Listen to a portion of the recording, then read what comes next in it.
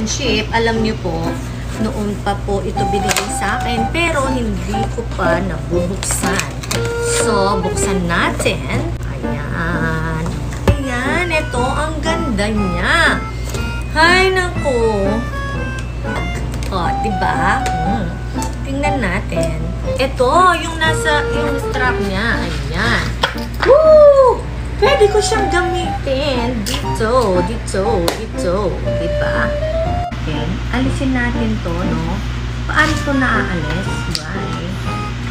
Ayan. Sa bato, hindi lang. Ayun, maaalis siya. Tapos, ito, lalagay dito. Tapos, yung iba pa siguro pwedeng magamit dyan. Yung cute niya, oh. Tingnan nyo naman. Oh. So, gustong-gusto ko tong gift na to. Sa lahat ng niregalo sa akin, parang ito yung gusto ko. Maganda ba, Bak? Ay, very type ko siya. Type ko siya. Thank you sa nagbigay. I love you so much. Alam mo kung sino ka.